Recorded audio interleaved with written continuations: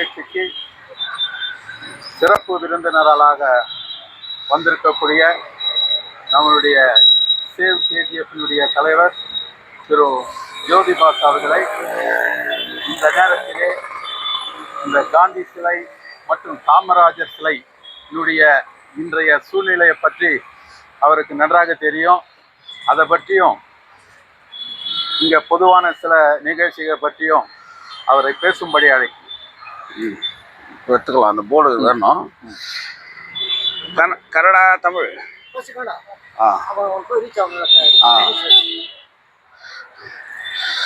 ಎಲ್ಲರಿಗೂ ನಮಸ್ಕಾರ. ಇವತ್ತು ಗಾಂಧಿ ಕಾಮರಾಜ್ ದೇಶೀಯ ಮಂಡಳಂ ವತಿಯಿಂದ 1375ನೇ ವಾರದ ಪ್ರತಿ ವಾರ ಫ್ರೈಡೇ ಕಾಮರಾಜರು ಮತ್ತು ಮಹಾತ್ಮ ಗಾಂಧಿಗೆ ಅದು ಏನೇ ಬರಲಿ, ಮಳೆ ಬರಲಿ, ಕೋವಿಡ್ ಬರಲಿ, ಸುನಾಮಿ ಬರಲಿ, ಆದರೆ KGF ಅಲ್ಲಿ ಪ್ರತಿ ಫ್ರೈಡೇ 8:30ರಿಂದ 9 ಗಂಟೆ ಒಳಗೆ ಈ ದೇಶದ ಸ್ವತಂತ್ರ ಹೋರಾಟಗಾರರು ಮತ್ತು ಮಹಾತ್ಮ ಅಂತ ಕರೀತಕ್ಕಂಥ ಗಾಂಧೀಜಿ ಅವರಿಗೂ ಮತ್ತು ಸನ್ಮಾನ್ಯ ಕಾಮರಾಜ್ ಅವರಿಗೂ ಮಾಲಾರ್ಪಣೆ ಮಾಡುವಂತ ಕಾರ್ಯಕ್ರಮವನ್ನ ಪ್ರತಿ ವಾರ ಅವರು ಹಮ್ಮಿಕೊಳ್ತಾ ಇದ್ದಾರೆ. ಈ ವಾರ ಸೇವ್ KGF ಯುನೈಟೆಡ್ ಫ್ರಂಟ್ ವತಿಯಿಂದ, ಯಾಕಂದ್ರೆ ನಮ್ಮ ಉದ್ದೇಶ ಏನು ಈ ದೇಶದ ಈ ಊರಿಂದ ಕಳ್ಕೊಂಡಿದ್ದೆವು ಅದನ್ನ ಮರಳಿ ಪಡೆಯೋದಕ್ಕೆ ನಾವು ಪ್ರಯತ್ನ ಮಾಡಬೇಕು. ಏನು ಇದೆಯೋ ಅದನ್ನ ಉಳಿಸೋದಕ್ಕೋಸ್ಕರ ನಾವು ಗಟ್ಟಿಯಾಗಿ ನಿಂತು ಘೋಷಣೆ ಮಾಡಬೇಕು ಅನ್ನೋದು ನಮ್ಮ ಇಂಟೆನ್ಷನ್. ಆದ್ರೆ ಇವತ್ತು ನಾನು ಇಲ್ಲಿಗೆ ಬಂದು ಮಾತಾಡೋದಕ್ಕೆ ಕೂಡ ಒಂದು ಕಾರಣ ಇದೆ. KGF ನಲ್ಲಿ ವಿಶ್ವದಲ್ಲಿ ಹೆಸರಾದಂತ KGF ಭಾರತ ದೇಶದಲ್ಲಿ ಸ್ವತಂತ್ರ ಪೂರ್ವದಲ್ಲಿ ಮಹಾತ್ಮ ಗಾಂಧಿ KGF ಗೆ ಬಂದು KGF ನ ಜನರ ಮಧ್ಯದಲ್ಲಿ ಸ್ವತಂತ್ರ ಹೋರಾಟಕ್ಕೆ ಒಂದು ಉತ್ಸಾಹವನ್ನ ಮೂಡಿಸುವಂತ ಕೆಲಸವನ್ನ ಮಹಾತ್ಮ ಗಾಂಧಿ ಅವರು ಮಾಡಿದ್ದಾರೆ ಅನ್ನೋದು ಚರಿತ್ರೆ. ಈ ಭಾರತ ದೇಶದಲ್ಲಿ ತಮಿಳುನಾಡಲ್ಲಿ ಹುಟ್ಟಿದ್ರು ಕೂಡ, ತಮಿಳುನಾಡಿನ ಮುಖ್ಯಮಂತ್ರಿ ಆಗಿದ್ರು ಕೂಡ, ಆಲ್ ಇಂಡಿಯಾ ಕಾಂಗ್ರೆಸ್ ಕಮಿಟಿ ಅಧ್ಯಕ್ಷರಾಗಿದ್ದಂತ ಸನ್ಮಾನ್ಯ ಶ್ರೀ ಕಾಮರಾಜರವರು, ಅವರಿಗೆ ಭಾಷೆ ಮುಖ್ಯ ಇಲ್ಲ, ಜಾತಿ ಮುಖ್ಯ ಅಲ್ಲ, ಯಾವುದೇ ಭಿನ್ನ ಮತಗಳ ಅಭಿಪ್ರಾಯದಲ್ಲಿ ಅವರು ಈ ದೇಶದಲ್ಲಿ ಕೆಲಸ ಮಾಡಿಲ್ಲ. ಈ ದೇಶದಲ್ಲಿ ಅಭಿವೃದ್ಧಿ ಆಗಬೇಕು ಅನ್ನುವ ಒಂದೇ ಉದ್ದೇಶದಿಂದ ಅವರು ಕನಸು ನೆನಸು ಎಲ್ಲ ಇತ್ತು.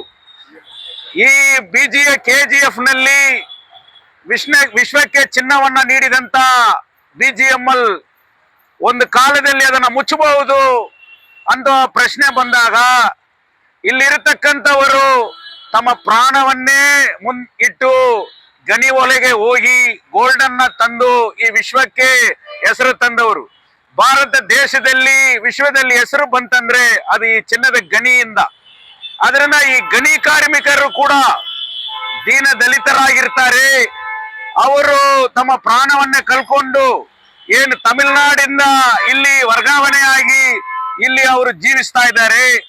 ಅವರ ಮಕ್ಕಳು ನಾಳೆ ಕೆಲಸ ಇಲ್ಲದೆ ಹೋದ್ರೆ ಅವರಿಗೆ ತೊಂದರೆ ಆಗ್ತದೆ ಅಂತ ಹೇಳಿ ತಮಿಳುನಾಡಲ್ಲಿ ಹಾಕಬೇಕಾಗಿಂತ ಬೆಮೆಲ್ ಫ್ಯಾಕ್ಟರಿಯನ್ನ ಅವತ್ತು ಕಾಂಗ್ರೆಸ್ ಅಧ್ಯಕ್ಷರಾಗಿದ್ದಂತ ಸನ್ಮಾನ್ಯ ಶ್ರೀ ನಿಜಲಿಂಗಪ್ಪ ಮತ್ತು ಕೋಲಾರ ಜಿಲ್ಲೆಯ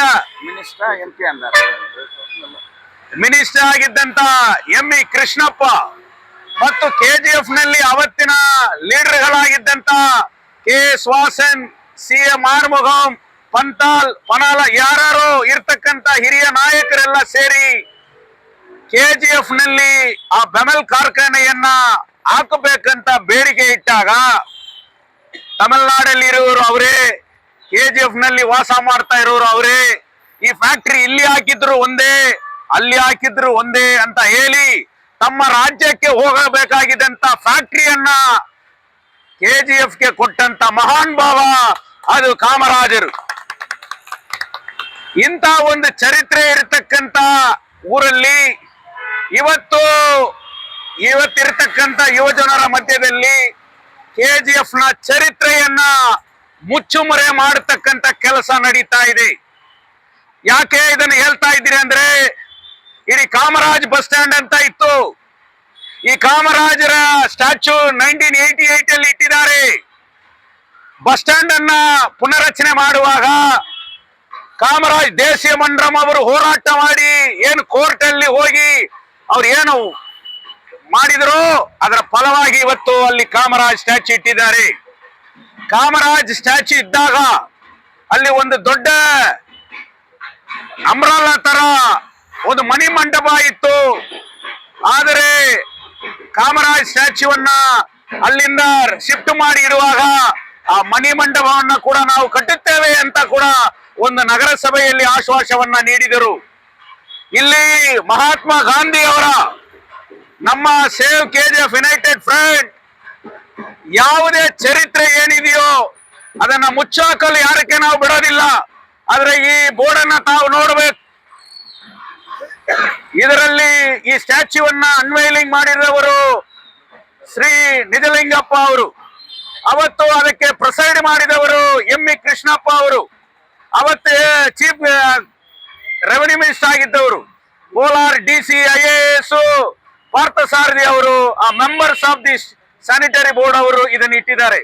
ಇದರ 1962 ಸೊ 1962 ಅಲ್ಲಿ ಈ ಸ್ಟ್ಯಾಚ್ಯೂವನ್ನ ಇಟ್ಟಿದ್ದಾರೆ.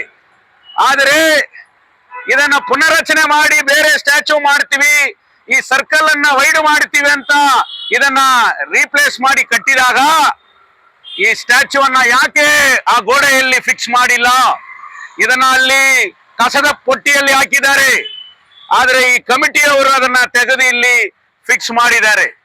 ಇವತ್ತು ನಾನು ಬಂದ ಉದ್ದೇಶ ಏನಂದ್ರೆ, ನಗರಸಭೆ ಅಡ್ಮಿನಿಸ್ಟ್ರೇಟರ್ ಆಗಿರ್ತಕ್ಕಂಥ ಡೆಪ್ಯೂಟಿ ಕಮಿಷನರ್ ಆಫ್ ಕೋಲಾರ್, ಇಲ್ಲಿ ಕಮಿಷನರ್ ಅವರು ಮತ್ತು ಸ್ಥಳೀಯ ಶಾಸಕರಿಗೆ ಬೇಡಿಕೆ ಇಡೋದಕ್ಕೋಸ್ಕರ ಇಲ್ಲಿ ಸೇವ್ KGF ಯುನೈಟೆಡ್ ಫ್ರಂಟ್ ನಾವು ಬಂದಿದ್ದೇವೆ.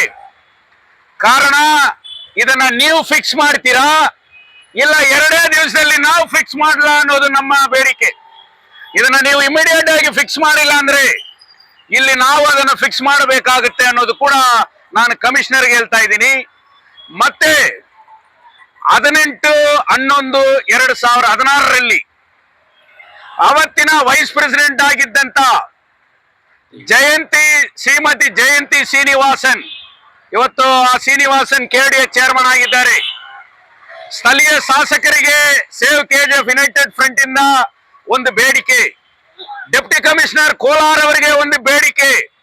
2016ರಲ್ಲಿ ನಡೆದಂತ ಸಭೆಯಲ್ಲಿ ಈ ಸ್ಟ್ಯಾಚ್ಯೂವನ್ನ ಅವರು ಬೇಡಿಕೆ ಇಟ್ಟಿರೋದು.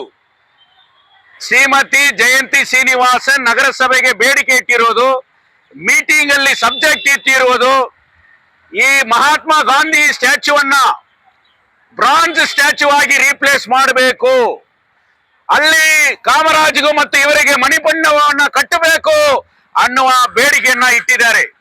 15 ಲಕ್ಷ ರೂಪಾಯಿ ವೆಚ್ಚದಲ್ಲಿ ಅದನ್ನ ಮಾಡಬೇಕು ಅಂತ ಕೂಡ ಒಂದು ಬೇಡಿಕೆಯನ್ನು ಇಟ್ಟಿದ್ದಾರೆ.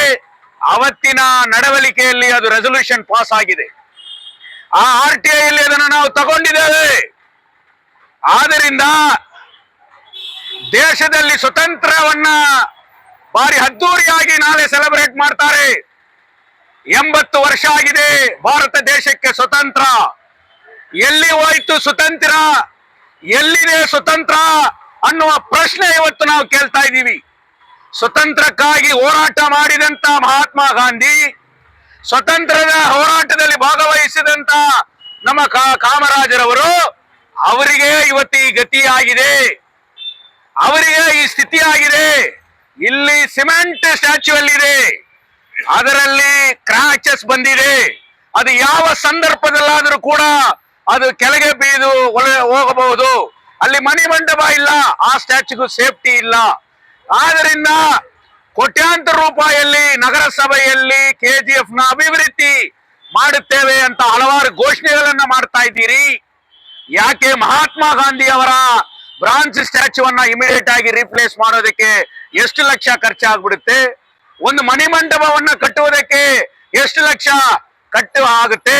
ಆದ್ದರಿಂದ ನಾಳೆ ಸ್ವತಂತ್ರ ದಿನಾಚರಣೆ ಎಲ್ಲ ಕಾಂಗ್ರೆಸ್ನವರು ಬರ್ಬೋದು, ದೇಶದಲ್ಲಿ ಪ್ರೀತಿ ಪ್ರೇಮ ಇಟ್ಕೊಂಡಿರೋಲ್ಲ ಬಂದು ಮಾಲೆ ಆಗ್ಬಹುದು, ಏನಾದ್ರೂ ಅದು ಒಡೆದು ಕೂಡ ಹೋಗ್ಬಹುದು. ಯಾಕಂದ್ರೆ ಆ ಸ್ಥಿತಿಯಲ್ಲಿದೆ. ಸ್ವತಂತ್ರ ದಿನಾಚರಣೆಯಲ್ಲಿ ಮಾತ್ರ ಮಹಾತ್ಮ ಗಾಂಧಿ ನಿಮಗೆ ಕಣ್ಣು ಕಾಣ್ತಾ ಇದ್ದಾರೆ. ಆದರೆ ಪ್ರತಿದಿನ ಇಲ್ಲಿ ಅದನ್ನ ನೋಡ್ತಾ ಇರೋರು, ಅದನ್ನ ಪ್ರೊಟೆಕ್ಟ್ ಮಾಡ್ತಾ ಇರೋರು, ಅದನ್ನ ರಕ್ಷಣೆ ಮಾಡ್ತಾ ಇರೋರು ಕಾಮರಾಜ್, ಮಹಾತ್ಮ ಗಾಂಧಿ ಅವರ ದೇಶೀಯ ಮಂಡಳು, ಇಲ್ಲಿರ್ತಕ್ಕಂತ ನಮ್ಮ ಅನಂತ ಕೃಷ್ಣನ್ ಮತ್ತು ಕೃಷ್ಣಮೂರ್ತಿ ಇವರ ಸಮಿತಿಯವರು ಇದನ್ನು ಮಾಡ್ತಾ ಇದ್ದಾರೆ. ಯಾಕೆ ನಗರಸಭೆ ಅದನ್ನ ಮಾಡಬಾರದು?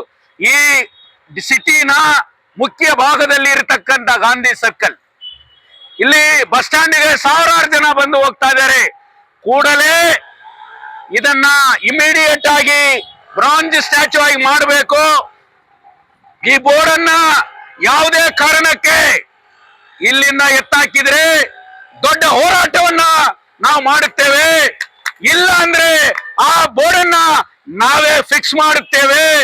ನಿಮ್ಮ ಕೈಯಲ್ಲಿ ಆಗಿಲ್ಲ ಅಂದ್ರೆ ಇದನ್ನು ಕೂಡ ಈ ನಿಮಗೆ ನಗರಸಭೆಗೆ ಅರ್ಹತೆ ಇಲ್ಲ ಅಂದ್ರೆ ನೀವು ಹೇಳ್ಬಿಡಿ, ಕಾಮರಾಜ್ ದೇಶೀಯ ಮಂಡಪವರು ಬ್ರಾಂಚ್ ಸ್ಟ್ಯಾಚ್ಯೂ ಅನ್ನ ಇಡ್ತಾರೆ, ಮಣಿ ಮಂಡಪವನ್ನ ಕಟ್ತಾ ಇದ್ದಾರೆ, ಸೇವ್ ಕೆಜಿಎಫ್ ಕೂಡ ನಾವು ಅವ್ರ ಜೊತೆಲಿ ಇರ್ತೀವಿ ಅಂತ ಹೇಳಿ ಈ ಬೇಡಿಕೆಯನ್ನ ಇಡೋದಕ್ಕೋಸ್ಕರ ಇದು ರಾಜಕೀಯ ಅಲ್ಲ, ದ್ವೇಷ ಭಾಷಣ ಅಲ್ಲ. ಇಲ್ಲಿರ್ತಕ್ಕಂಥ ಸೂಪರಿಂಟೆಂಡೆಂಟ್ ಆಫ್ ಕೆಜಿಎಫ್ ಸನ್ಮಾನ್ಯ ಶ್ರೀ ಶಿವಾಂಚರ ಜಪೋಟ್ ಅವರಿಗೆ ನಾನು ಈ ಮಣ್ಣಿನ ಮೇಲೆ, ಈ ಜನರ ಮೇಲೆ ತಮಗೆ ಸ್ವಲ್ಪ ಕಾಳಜಿ ಇದೆ. ತಮ್ಮ ಆಕ್ಟಿವಿಟೀಸ್ ನಾನು ಅಬ್ಸರ್ವ್ ಮಾಡ್ತಾ ಇದ್ದೀನಿ.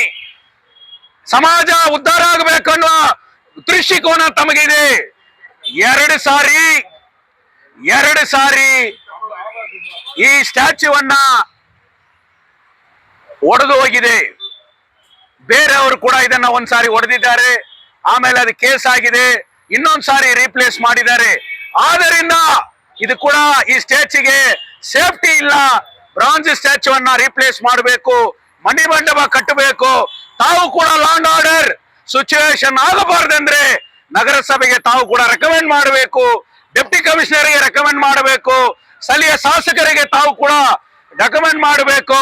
ನಿಜವಾದ ಸ್ವಾತಂತ್ರ್ಯ ಬಾವುಟವನ್ನ ನಾಳೆ ನೀವು ಆರಿಸೋದಾದ್ರೆ, ನಾಳೆ ಆ ಬಾವುಟ ಆರಿಸುವ ಆ ಸ್ವತಂತ್ರ ಕಾರ್ಯಕ್ರಮದಲ್ಲಿ ಇದನ್ನ ತಾವು ಘೋಷಣೆ ಮಾಡಬೇಕಂತ ಸ್ಥಳೀಯ ಶಾಸಕರಿಗೆ ಸೇವ್ ಕೆಜಿಎಫ್ ಯುನೈಟೆಡ್ ಫ್ರಂಟ್ ಈ ಬೇಡಿಕೆಯನ್ನ ಇಡುತ್ತದೆ ಅಂತ ಕೂಡ ಈ ಸಂದರ್ಭದಲ್ಲಿ ನಾನು ಹೇಳ್ಕೊಂಡು ಇಷ್ಟೊಂದು ಮಾತಾಡುವುದಕ್ಕೆ ನನಗೆ ಅವಕಾಶ ನೀಡಿಕೊಟ್ಟಿದ್ದಂತ ನಮ್ಮ ಕಾಮರಾಜ್ ದೇಶೀಯ ಮಂಡಳಂ ಪದಾಧಿಕಾರಿಗಳಿಗೆ ಧನ್ಯವಾದಗಳನ್ನ ಹೇಳಿ ಮುಕ್ತಾಯ ಮಾಡಿಕೊಳ್ತೇನೆ. ನಮಸ್ಕಾರ.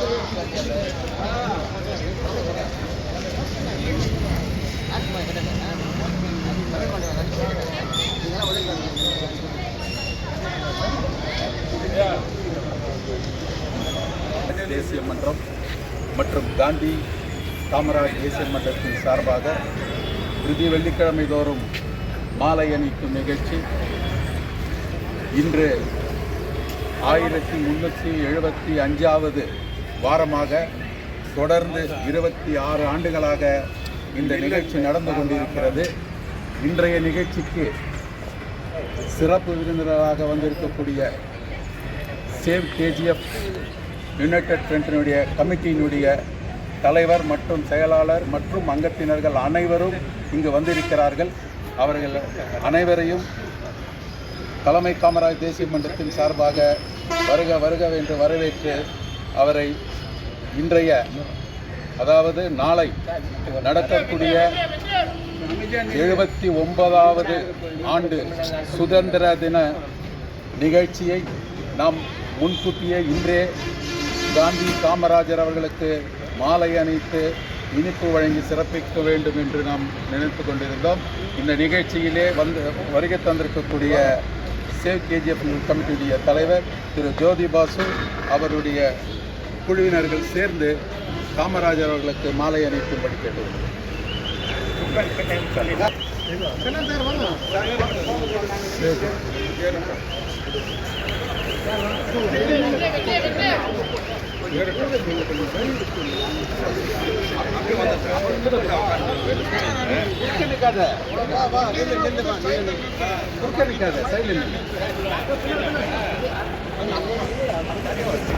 டிஸ்டர்ப் பண்ணி